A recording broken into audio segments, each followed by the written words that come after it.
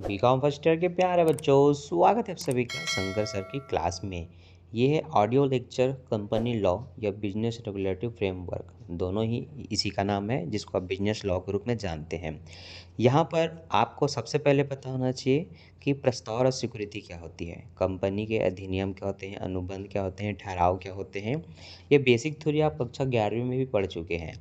अगर आपको याद नहीं होगा तो आप 11वीं का इकोनॉमिक्स का बुक उठाइए और वहाँ पर इस टॉपिक्स को देखिए। ठीक है। वैसे प्रस्ताव और सिक्योरिटी को डिटेल से समझना है तो इस ऑडियो लेक्चर को ध्यान से सुनना है। आपके पास अगर कोई बुक होगा तो आप बुक निकाल करके पढ़ते हुए सुन सकते हैं, जिससे आप सुने भी देखे भी तो आपको और बेहतर याद हो जाए।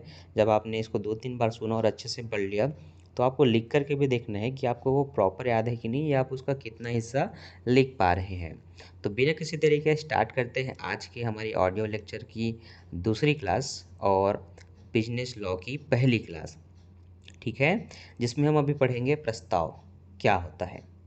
ठीक है, तो सबसे पहले प्रस्ताव एक प्रपोजल होता है। मैं अपने शब्द में बता रहा हूँ, प्रस्ताव एक प्रपोजल होता है या ऑफर आप कह सकते हैं। आपको अगर सामने वाले से कुछ काम है या कुछ फ़ायदा है तो आप उसको अपने लिए काम करने के लिए कुछ प्रस्ताव रखते हैं, या कोई काम दोनों मिलकर स्टार्ट करना चाहते हैं तो कुछ न कुछ आप अपनी बातें उसके सामने रखेंगे। जिस बातों को ध्यान से सुनेगा फिर अपनी स्वीकृति या सहमति देगा। यही स्थिति आपकी प्रस्ताव कहलाती है। अपनी बात को सामने के समक्ष रखना और सामने वाले से प्रति उत्तर प्राप्त करना। आपने बस अपनी बात रखी, उधर से कोई जवाब नहीं मिल रहा है तो ये प्रस्ताव नहीं होता, ये आधी अधूरी बातें हो जाती हैं।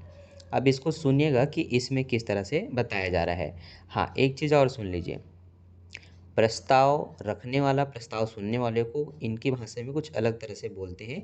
क्या बोला जाता है सुनो। जो व्यक्ति प्रस्ताव रखता है उसे प्रस्तावक या वचनदाता कहते हैं।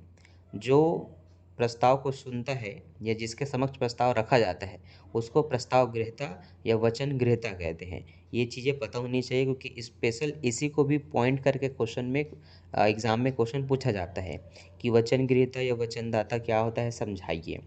ठीक है, तो आपको पता होना चाहिए कि ये प्रस्ताव के अंतर्गत ही एक टॉपिक है कि प्रस्ताव देने वाले को वचनदाता और उस प्रस्ताव को ग्रहण करने वाले या सुनने वाले को वचन गृहीता कहते हैं। अब सुनिए, प्रत्येक ठहराव के शुरू में एक पक्षकार एक निश्चित प्रस्ताव रखता है तथा जिस व्यक्ति के सम्मुख प्रस्ताव रखा जाता है वह उस पर शर्त रहित स्वीकृति देता है।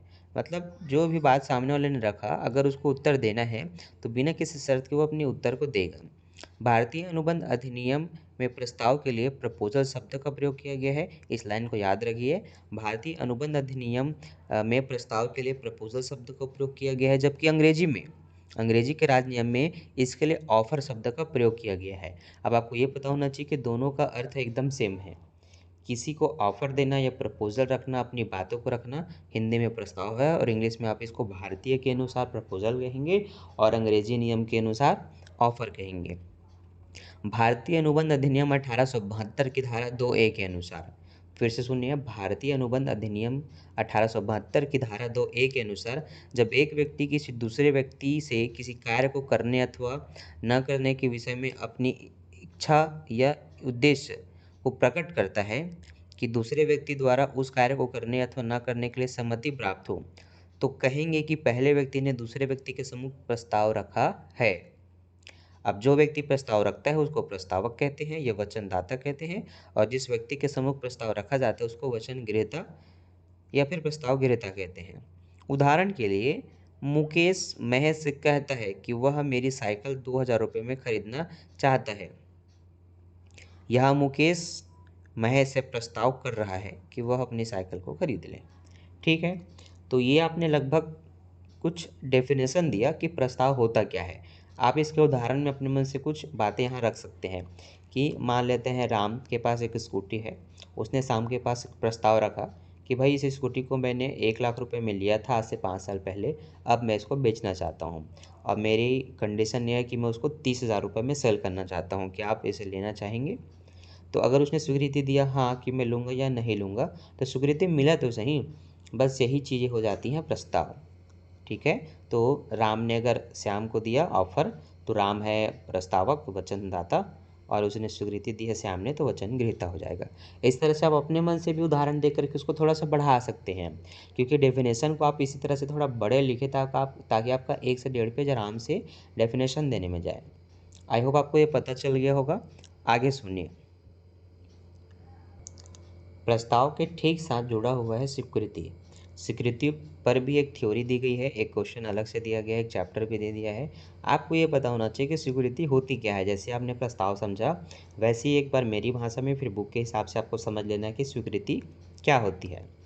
तो जब दो पक्षकार एक प्रस्ताव रखता है, दूसरा स्वीकृति देता है, तो इस बीच में जब दूसरा पक्षकार जो सुन रहा है, वो जब अपनी स्वीकृति देता है, सहमति देता है कि हाँ, मुझे आपका ये प्रस्ताव स्वीकार है या नहीं स्वीकार है, तो उसने जो स्वीकृति दी, सहमति दी, वह है स्वीकृति। लेकिन इसमें कुछ रूल होते हैं जो कि फॉलो करना जरूरी है, जो कि आपको डेफिनेशन में बताना है। एक्चुअल में स्वीकृति, सही स्वीकृति वही कही जाती है जिसमें एक पक्षकार ने जब दूसरे के सामने अपने कोई प्रस्ताव को रखा, तो उसके ऊपर किसी भी प्रकार का आरोप या कोई धमकाना, चमकाना या जोर ज़बरदस्ती या कोई उत्पीड़न उत्पीड़न का प्रयोग ना किया गया हो। मान लेते हैं कि मैंने अपना प्रस्ताव रखा कि ये मैं 1 लाख का स्कूटी खरीदा था, आज मेरे को 5 साल चलाते हो गया, मैंने इस पे बहुत सारे खर्चे किए हैं, अब मैं इसको 2 लाख में बेचूंगा और इसको तुम्हें ही लेना है, ठीक है। और मैंने कहा अगर तुमने इसको नहीं लिया तो मैं तुम्हें गोली मार दूंगा। अब वो डर में कहीं प्रस्ताव में स्वीकृति दे देता है कि हाँ, मैं लेने के लिए तैयार हूँ। तो इस प्रकार की जो स्वीकृति होगी, सामने वाले से स्वीकृति मिला, हमें सहमति मिला, ये एक तरह का उत्पीड़न का प्रयोग किया गया है, हमने उसको डरा दिया, धमका दिया। तो इस तरह के जो स्वीकृति या सहमति ली जाती है, ये गैर कानूनी या अवैध घोषित किया गया है। तो बस यही रूल आपको पढ़ना है स्वीकृति में। तो सुनिए ध्यान से अब बुक के हिसाब से। एक वैध ठहराव के लिए प्रस्ताव के साथ ही उसकी स्वीकृति भी अत्यंत आवश्यक होती है। वह पक्षकार जिसके समक्ष प्रस्ताव रखा जाता है, यदि वह उस पर मौखिक या लिखित सहमति प्रकट कर देता है, तो यह मान लिया जाता है कि उसने प्रस्ताव स्वीकार कर लिया है। इस प्रकार पक्षकारों के बीच ठहराव का जन्म हो जाता है, जब एक ने प्रस्ताव रखा और दूसरे ने स्वीकार कर लिया। तो अगर सहमति है दूसरे पक्षकार के द्वारा, तो जब प्रस्ताव को दोनों एक दूसरे का सुन लेते हैं और स्वीकृति दे देते हैं, तो जो सहमति या स्वीकृति होती है बच्चों, यहीं से उनका ठहराव हो जाता है, और इसी ठहराव को आप आगे जाके अनुबंध कहते हैं, है ना। तो ये सब आपस में जुड़े हुए हैं। अब देखिए सर विलियमसन ने क्या कहा है। एक प्रस्ताव के लिए स्वीकृति का वही मतलब होता है जो बारूद में भरी रेलगाड़ी के लिए जलती दिया सलाई का है। जिस प्रकार जलती हुई दियासलाई बारूद से भरी रेलगाड़ी के संपर्क में आते ही विस्फोट उत्पन्न कर देता है, उसी तरह प्रस्ताव के स्वीकृति होते ही ठहराव बन जाता है। मैंने जो आपको समझा दिया था थोड़ी देर पहले, उसी बात को बताया है कि जैसे ही दोनों ने एक दूसरे की बात सुना और अपनी अपनी सहमति दे दी, और उस दिन से वो काम करने के लिए तैयार हो गए उस सहमति के आधार पर, तो समझ लीजिए वहाँ पर उनका ठहराव हो गया। स्वीकृति देना ही मतलब ठहराव कर लेना होता है, ठीक है। अब भारतीय अनुबंध अधिनियम की धारा 2B में, आपने 2A पढ़ लिया, अब 2B को सुनिए। जब वह व्यक्ति जिसके समक्ष प्रस्ताव रखा गया है, प्रस्ताव के लिए अपनी सहमति प्रकट करता है या सहमति देता है, तो यह कहा जाता है कि उसने प्रस्ताव को स्वीकार कर लिया, है ना। उसने अगर अपनी सहमति दे दी, जिसने सुना है, तो ये मान लेते हैं कि उसने प्रस्ताव को स्वीकार कर लिया। उदाहरण के लिए, अ द्वारा स्कूटर 35,000 में बेचने का प्रस्ताव ब के समक्ष रखा जाता है। ब वह स्कूटर 35,000 में खरीदने के लिए तैयार हो जाता है, तो इसको हम स्वीकृति कहेंगे, या यही स्वीकृति कहलाएगा कि जो प्रस्ताव उसने रखा उतने में उसने लेने के लिए उसको तैयार हो गया, ठीक है। अब आपको डिटेल से ये पढ़ना है कि क्या होता है स्वीकृति, है ना। स्वीकृति को हम वैधानिक रूप से स्वीकृति कब कहेंगे, तो अब स्वीकृति को ध्यान से सुनना। अभी हमें प्रस्ताव के भी बहुत कुछ पढ़ने हैं, पर स्वीकृति को कंप्लीट कर देता हूँ, तो सुनो ध्यान से। लगभग अभी एक 5 पॉइंट में पढ़ने जा रहा हूँ, उसको ध्यान से सुनना। पहला, स्वीकृति पूर्ण अथवा शर्त रहित होना चाहिए। जो स्वीकृति ली गई है वो पूर्ण होना चाहिए और शर्त रहित, आधे अधूरी बात बताकर स्वीकृति नहीं लेना होता। दूसरा, स्वीकृति प्रस्तावक द्वारा निश्चित किए हुए ढंग से होनी चाहिए, जैसा बताया गया उसी ढंग से होनी चाहिए। तीसरा, स्वीकर्ता को प्रस्ताव की पूरी जानकारी होनी चाहिए। चौथा, स्वीकृति केवल उसी व्यक्ति द्वारा होनी चाहिए जिससे प्रस्ताव किया गया हो। और पांचवा है स्वीकृति स्पष्ट एवं गर्भित हो सकती है ना। चलिए पहला पॉइंट को मैं क्लियर करता हूँ, सुनिए। स्वीकृति पूर्ण तथा शर्त रहित होना चाहिए। स्वीकृति के संबंध में वैधानिक अनिवार्यता है कि स्वीकृति पूर्ण तथा शर्त रहित होनी चाहिए। शर्त रहित स्वीकृति एक प्रकार से प्रति प्रस्ताव होता है और उस समय तक लागू नहीं समझा जाता जब तक कि प्रस्तावक द्वारा शर्त की स्वीकृति नहीं दे दी जाती। तो वही बात है कि मान लेते हैं आपने आधा अधूरा बात बता और उसको काम शुरू करवा दिया। और जैसे कि मान लेते हैं उदाहरण के लिए हमने कहा कि हमने ए ने बी के समक्ष एक प्रस्ताव रखा कि तुम्हें 1 किलो मीठा दही 40 रुपये के लीटर के हिसाब से मिल जाएगा और आप उसे लस्सी बना करके 100 रुपये कमा सकते हैं, जिसमें आपको शक्कर वगैरह लगेगा और बर्फ़ लगेगा, जिसमें 20-30 रुपये की लागत आप और जोड़ लीजिए, तो 60 रुपये की लागत में आप 100 रुपये कमा सकते हैं। ठीक है, लेकिन आगे इसमें लॉसेस क्या है ये हमने नहीं बताया, हमने केवल प्रॉफिट बता दिया और उसको काम करने के लिए स्टार्ट करवा दिया। अब जब काम करने स्टार्ट करने के बाद पता चला उसमें बैनर लगाना पड़ता है, उसको गिलास खरीदना पड़ेगा, उसको डिस्पोजल खरीदना पड़ेगा, उसको ठेला खरीदना पड़ेगा, उसको बहुत सारे सामानों की आवश्यकता पड़ेगी जिसमें उसकी लागत बढ़ जाती है। तो जब वो इस तरह की स्वीकृति पर जब विवाद उत्पन्न होता है, तो जब आधे अधूरे बात करके आपने किसी की सहमति स्वीकृति ली है तो यह कानूनन अवैध घोषित कर दिया गया है। तो इसीलिए वैधानिकता के लिए ये ज़रूरी है कि वो पूर्ण होनी चाहिए और शर्त रहित, उसमें कोई शर्त नहीं होनी चाहिए। इसको अपने मन से आप एक्सप्लेन कर सकते हो उदाहरण दे करके, क्योंकि इसमें जो मैंने बताया उसके बाद उदाहरण ही दिया हुआ है 3 से 4 लाइन का। ठीक है, चलिए दूसरा सुनिए। स्वीकृति प्रस्तावक द्वारा निश्चित किए हुए ढंग से होनी चाहिए। साधारण प्रस्ताव की स्वीकृति उचित ढंग व समय में ही होनी चाहिए, किंतु यदि प्रस्तावक ने स्वीकृति के लिए कोई ढंग तथा समय निश्चित कर दिया है तो प्रस्ताव उसी निश्चित ढंग व समय में ही स्वीकृति करनी चाहिए। यदि स्वीकृति किसी अन्य रीति से दी जाती है तो वह व्यर्थ होगी। उचित ढंग क्या है, यह प्रत्येक मामले में निम्न परिस्थिति पर निर्भर करता है। उदाहरण के लिए कपिल किशोर को अपना मकान 15 लाख रुपए में बेचने का प्रस्ताव रखता है। इस प्रस्ताव की स्वीकृति किशोर मौखिक रूप से पत्र लिखकर या तार देकर के किसी भी रूप में कर सकता है। परंतु यदि कपिल कहता है कि स्वीकृति तार द्वारा होनी चाहिए और किशोर एक्सप्रेस पत्र द्वारा स्वीकृति भेजता है तो कपिल इस स्वीकृति से बाध्य नहीं होगा। एक उचित समय के भीतर कपिल का कर्तव्य है कि किशोर को बताए कि स्वीकृति निर्धारित ढंग से नहीं हो रही है और स्वीकृति तार द्वारा ही मानी जाएगी। यदि कपिल कुछ कार्यवाही नहीं करता तब कहा जाएगा कि किशोर की स्वीकृति एक्सप्रेस पत्र द्वारा कपिल को मान्य है ना। एक बेहतरीन एग्जाम्पल दिया है। मान लेते हैं कि हमने किसी से इसी तरह से बात की कि मैं अपना घर बेच रहा हूँ, तो आप जो भी मैंने रेट बताया उसके लिए आप राज़ी हैं कि नहीं। ठीक है, अगर राज़ी हैं तो आपको कल 5 बजे इस टाइम पर आना है और घर को मतलब आपके नाम आपको ट्रांसफ़र करवा लेना है। अब मान लेते हैं वो आने के बजाय व्हाट्सएप में ही आपको मैसेज कर दिया, कंफर्म कर दिया और पेमेंट कर दिया और आपको अब बोल रहा है कि वो घर मेरा हो गया। तो इस तरह से अगर जिस ढंग से बात की जाती है, जैसे कि बात किया गया था कि आपको यहाँ आना है, कल इस टाइम पे आना है और वहाँ पर फिर आपका लेखा जोखा होगा। लेकिन अगर उसने ऑनलाइन कुछ प्रक्रिया पर अपना काम कर दिया जो उसके हिसाब से, वो भी ठीक है कि उसने कर दिया, लेकिन जिस ढंग से बात की गई थी अगर वैसी स्वीकृति नहीं ली जा रही है तो फिर उसको अवैध घोषित कर दिया गया है। तो ये चीज़ें भी हमें पता होना चाहिए। ठीक है, आई होप आप अच्छे से समझ रहे होंगे। अगर समझ रहे हैं तो वीडियो को लाइक कर देना, क्योंकि बहुत सारे बच्चे वीडियो को सुनते हैं, देखते हैं, पर लाइक करना भूल जाते हैं। आपका एक एक लाइक हमें इतना मोटिवेशनल देता है काम करने के लिए कि क्या ही बताएं। हम एक दिन में 10 वीडियो भी डालने के लिए रेडी होते हैं, पर लाइक या कमेंट नहीं आता तो ऐसा लगता है कि आपका कोई रिस्पॉन्स ही नहीं मिल रहा है, मतलब आप देख रहे हो कि नहीं। इसलिए सभी बच्चे लाइक करना और एक प्यारे से कमेंट करके बताना कि मैंने जो एक्सप्लेन किया वो आपको प्रॉपर समझ में आया कि नहीं। चलिए सुनिए तीसरा, स्वीकर्ता को प्रस्ताव की पूर्ण जानकारी होनी चाहिए। तो स्वीकर्ता को प्रस्ताव का ज्ञान होना चाहिए, तभी उसे स्वीकार वह कर सकता है। प्रस्ताव किए जाने से पूर्व स्वीकृति स्वीकृति ही हो नहीं सकती।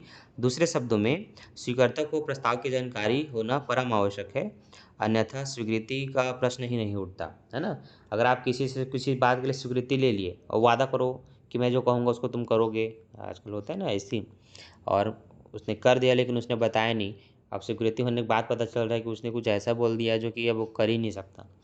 तो मतलब इस तरह का खेल-खेल में अगर कोई स्वीकृति ले रहा है किसी से प्रॉपर वैधानिक रूप से जो काम होना है उसका, तो इसको अवैध घोषित कर दिया जाता है। ये स्वीकृति ही नहीं मानी जाएगी, है ना? तो जो सोच रहा होगा स्वीकृति लेकर के मैं उसको जायदाद हड़प लूँगा या कुछ भी, तो ये सब चीज़ें कानूनन मान्य ही नहीं होता। तो ये पता होना चाहिए कि सामने वाले को जिसे आप सहमति लेते हो उसको उस प्रस्ताव की पूर्ण जानकारी होनी चाहिए। ठीक है? अगला पॉइंट है 5वां।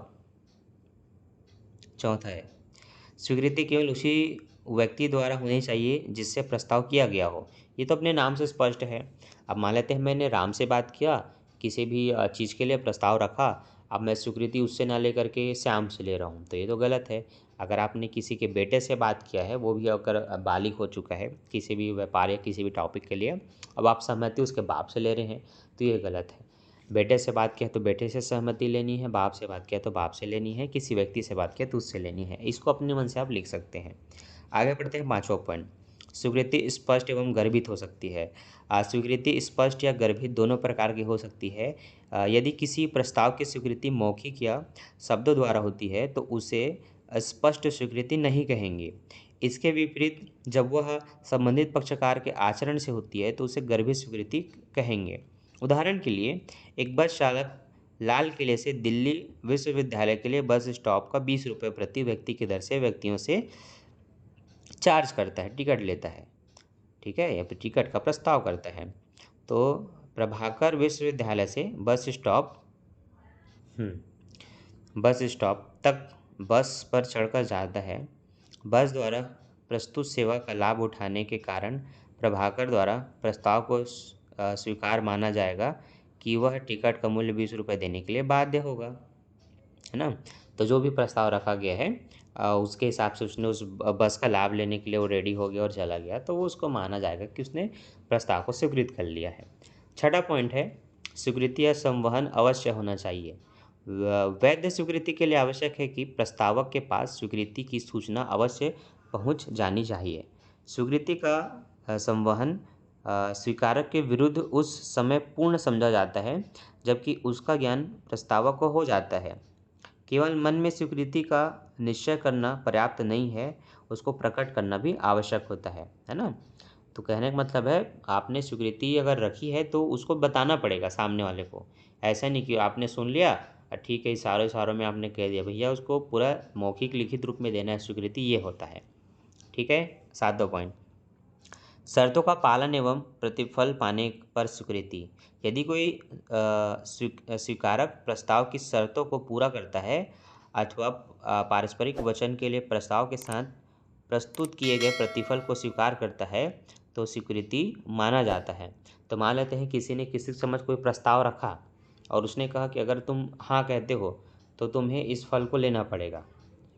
मान लो मैंने कहा कि चलो मैं एक जोक सपाट कहता हूँ, मैंने किसी लड़की के सामने प्रस्ताव रखा कि तुम मेरी गर्लफ्रेंड बन जाओ और अगर तुम्हें स्वीकार है मेरी गर्लफ्रेंड बनना तो ये आईफोन तुम्हारा। अब मान लेते हैं उसने आईफोन ले लिया, तो यह स्वीकृति मानी जाएगी कि वह अब तैयार है, सहमति है उसकी मेरी गर्लफ्रेंड बनने के लिए। पर आईफोन लेने के बाद वो कहीं न कर जाए तो यह अवैध स्वीकृति मानी जाएगी, है ना? तो नहीं, स्वीकृति तो है, अवैध नहीं है, स्वीकृति है क्योंकि उसने सामान को ले लिया है। तो ये उसको गर्लफ्रेंड बनना पड़ेगा तो सामान वापस करना पड़ेगा, ठीक है? ये होता है रूल। तो सारे लड़के जो इस वीडियो को ऑडियो को सुन रहे होंगे देख लो, लेकिन गलत मैसेज मत भेजना भाई मार्केट में, ठीक है? जोक सपाट मैंने बताया। चलो आगे बढ़ते हैं। जो आपको मैंने प्रस्ताव समझाया था कि एक व्यक्ति जो किसी बात को किसी के समक्ष रखता है वो प्रस्तावक होता है, जिस बात को रखा गया वो प्रस्ताव हो सकता है, जिसके समक्ष रखा गया वो वचन गृहीता या प्रस्ताव गृहीता कहलाता है ना? तो यहाँ पर आपको इसकी विशेषता पढ़ना बहुत ज़रूरी है, जैसे कि आपने उसको पढ़ा कि इसमें क्या क्या चीज़ शामिल है। मैं 2 बातें बताता हूँ, उसको ध्यान से सुनिएगा। प्रस्तावक की मुख्य विशेषताओं में दो चीज़ें शामिल है। इसमें से पहला है दो पक्षकार का होना, जो कि बहुत ही कॉमन बात है। दो पक्षकार होंगे तभी तो प्रस्ताव स्वीकृति होगा। एक कुछ बात रखेगा, दूसरा उस पर सहमति देगा। आप अपने मन से लिख सकते हो, कोई भी व्यक्ति स्वयं प्रस्तावक तथा स्वीकर्ता नहीं हो सकता। एक होगा जो प्रस्ताव रखेगा, दूसरा जो उसको सुनेगा और अपनी सहमति देगा। तो प्रस्ताव के लिए दो पक्षों का होना जरूरी है। दूसरा, प्रस्तावक के स्वरूप। प्रस्तावक एक व्यक्ति की इच्छा की अभिव्यक्ति है। अतः प्रस्तावक किसी कार्य को करने या नहीं करने के संबंध में प्रस्तावक हो सकता है। प्रस्ताव या तो किसी कार्य को करने के लिए होगा अथवा किसी कार्य के विपरीत रहने के संबंध में होगा। इच्छा चाहे किसी कार्य को करने के संबंध में हो या ना करने के संबंध में हो, दोनों ही प्रस्ताव मानी जाती है। तो आप ये भ्रम में ना रहें कि प्रस्ताव का मतलब केवल कोई काम करने का प्रस्ताव है। करने का भी, ना करने का भी प्रस्ताव रखा जा सकता है, दोनों ही प्रस्ताव है। अब उदाहरण के लिए बस आकर के ने जो भी बोला है, आप बेफिक्र होकर के इसको समझ गए होंगे कि क्या होता है प्रस्ताव। आप अपने मन से लिख सकते हैं, ठीक है। अब मैंने एक और शब्द आपको आपके सामने रखा था, वो होता है ठहराव। तो ठहराव भी आपको जानना बहुत ज़रूरी है बच्चों, कि ठहराव होता क्या है। तो उस पर हम बहुत लंबा सेशन नहीं करेंगे, ऑलरेडी 20-21 मिनट का हो चुका है। पर हाँ, ठहराव क्या है मैं थोड़ी सी उस पर चर्चा ज़रूर करूँगा कि ठहराव क्या होता है एक्चुअल में, आपको वो पता होना चाहिए। तो सुनो ध्यान से। साधारण बोलचाल की भाषा में जब दो या दो से अधिक व्यक्ति एक ही बात पर सहमत हो जाते हैं और समझौता दे देते हैं, समझौता कर लेते हैं किसी भी बात पर, ठीक है, तो यह ठहराव हो जाता है। तो सुनो, साधारण बोलचाल की भाषा में जब दो से अधिक व्यक्ति एक ही बात पर सहमत हो तो उसे समझौता कहते हैं। परंतु कानून की दृष्टि में किसी भी बात पर सहमति उस समय तक मानी जाएगी जब तक उसको वैधानिक दृष्टि से स्वीकार किया गया हो। अर्थात वैधानिक उत्तरदायित्व उत्पन्न करने के उद्देश्य से जो सहमति दी जाती है उसे समझौता कहेंगे। अब पोलाक ने लिखा है, ठहराव किसी एक अथवा अधिक पक्षकारों द्वारा दूसरे पक्षकारों अथवा पक्षकारों के मध्य कुछ कार्य को करने अथवा न करने का चिंतन है ना। देखिए, साधारण बोलचाल की भाषा में आप यह समझ सकते हैं कि एक अपनी बात सामने वाले के समक्ष रखता है, दूसरा भी अपनी बात को इसके समक्ष रखता है, दोनों सुनते समझते हैं और दोनों उस बात पर राजी हो जाते हैं, है ना। मान लीजिए मैंने कहा कि ये एक्टर खराब है किसी के समक्ष, और उसने भी कहा हाँ वो एक्टर खराब है, तो दोनों उस बात पे सहमत हो गए, तो ये आपकी सहमति हो जाती है। सहमति ठहराव कहलाती है। ठहराव तब कहलाती है जब उसमें कुछ रूल हो, है ना। तो भारतीय अनुबंध अधिनियम धारा 2E के अनुसार प्रत्येक वचन या वचनों का समूह जो एक दूसरे का प्रतिफल या समझौता हो, एक दूसरे का प्रतिफल वो समझौता कहलाता है, ठीक है। इस प्रकार ठहराव के लिए वचनों या वचनों का समूह का होना आवश्यक है। वचन होने के लिए प्रस्ताव एवं स्वीकृति का होना भी आवश्यक है। इस तरह से इन चैप्टर्स पर ये तीनों टॉपिक आपको पढ़ना जरूरी है, जिसको आप डिटेल से पढ़िए, क्योंकि जो मैंने आपको एक्सप्लेन किया उसके आधार पर आप इसके बेसिक चीज़ को समझ चुके हैं। अब आप पढ़ेंगे तो आपको ये बहुत अच्छे से याद होगा, और अगर याद हो जाता है तो प्लीज़ इस वीडियो को अपने दोस्तों के साथ शेयर कीजिए। अभी इस वीडियो को लाइक कीजिए और अपने दोस्तों के साथ शेयर कीजिए। मैं मिलता हूँ नेक्स्ट वीडियो में। Thanks for watching. पार्ट 2 के लिए कमेंट करना ना भूलें। Bye bye.